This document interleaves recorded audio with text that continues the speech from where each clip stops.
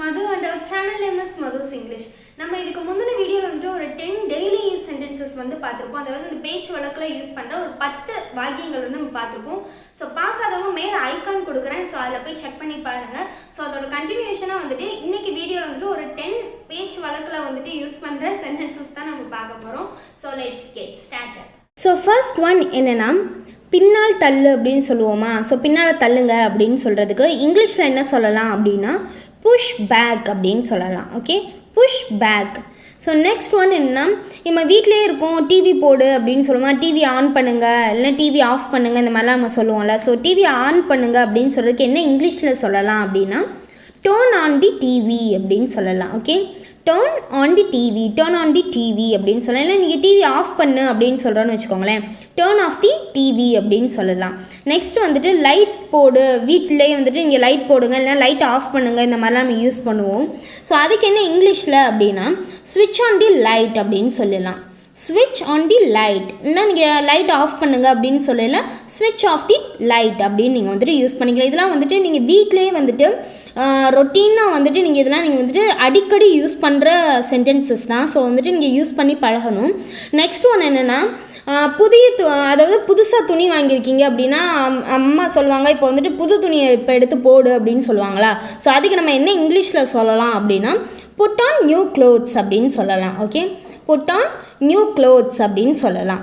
Next one என்னென்னா இப்போ வந்துட்டு வெங்காயத்தை உரி அப்படின்னு சொல்லுவோமா. ஸோ அதுக்கு இங்கிலீஷில் என்ன சொல்லலாம் அப்படின்னா பீல் தி ஆனியன், பீல் தி ஆனியன். நெக்ஸ்ட் ஒன் என்னென்னா அதாவது ஒரு ஓரமாக நகர்ந்துக்கோங்க அப்படின்னு சொல்லுவோமா. ஒரு ஓரமாக நகருங்க அப்படின்னு சொல்கிறோம். நீங்கள் வெளியிலேயே போகிறீங்கன்னா ஒருத்தவங்க உங்கள் வழியை மறைச்சிட்டு இருக்காங்க அப்படின்னா கொஞ்சம் ஓரமாக நகருங்க அப்படின்னு சொல்லலை, நீங்கள் வந்துட்டு மூவ் அசைடு அப்படின்னு சொல்லலாம். ப்ளீஸ் மூவ் அசைடு அப்படின்னு சொல்லலாம், ஒரு ஓரமாக நகருங்க அப்படின்னு சொல்லிட்டு.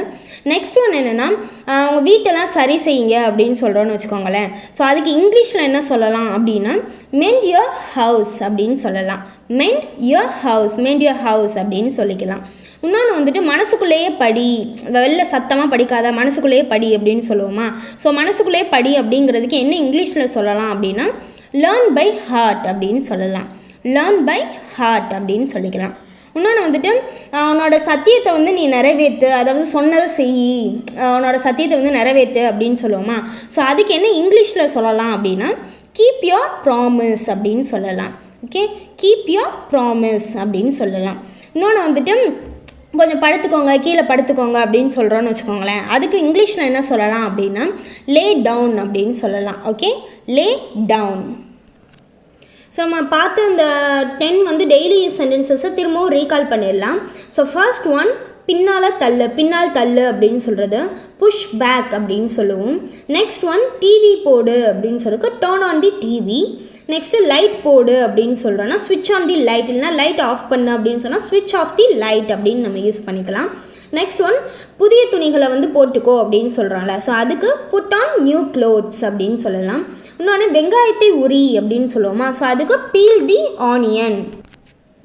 நெக்ஸ்ட் ஒன் என்ன ஒரு ஓரமாக நகர்ந்துக்கோங்க அப்படின்னு சொல்கிறதுக்கு மூவ் அசைடு அப்படின்னு சொல்லலாம். இன்னொன்று உங்கள் வீட்டை வந்து சரி பண்ணிக்கோங்க, சரி செய்யுங்க அப்படின்னு சொல்கிறதுக்கு மெண்ட் யுவர் ஹவுஸ் இல்லைன்னா மெண்ட் யுவர் ஹோம் அப்படின்னு சொல்லிக்கலாம். நெக்ஸ்ட் ஒன் என்னென்னா மனசுக்குள்ளேயே படிங்க அப்படின்னு சொல்கிறதுக்கு லேர்ன் பை ஹார்ட் அப்படின்னு சொல்லலாம். நெக்ஸ்ட் ஒன் என்ன சத்தியத்தை நிறைவேற்றணும் இல்லைனா சொன்னதை செய்யுங்க அப்படின்னு சொல்லல கீப் யோர் ப்ராமிஸ் அப்படின்னு சொல்லலாம். இல்லை கீழே படுத்துக்கோங்க அப்படின்னு சொல்கிறோமா. ஸோ அதுக்கு என்ன இங்கிலீஷில் சொல்லலாம்னா லே டவுன் அப்படின்னு நம்ம யூஸ் பண்ணிக்கலாம். ஸோ இன்றைக்கி வீடியோ வந்துட்டு உங்களுக்கு ரொம்பவே யூஸ்ஃபுல்லாக இருந்திருக்கும்னு நினைக்கிறேன். ஸோ இந்த பேச்சு வழக்கில் யூஸ் பண்ண இந்த வாக்கியங்கள் வந்து நீங்கள் ரொட்டீன் லைஃப்பில் நீங்கள் பேசி பேசி பழகினா மட்டும்தான் உங்களுக்கு வந்து அது ரொம்பவே யூஸ்ஃபுல்லாக இருக்கும். ஸோ அப்படியே வீடியோ பார்த்ததோட ஸ்டாப் பண்ணிடாமல் அப்படியே பேசி பழங்க உங்கள் ஃப்ரெண்ட்ஸோட இல்லைன்னா ஒர்க் பண்ணுற இடத்துல இந்த மாதிரி இடத்துலலாம் நீங்கள் வந்துட்டு பேசி பேசி பழகுங்க.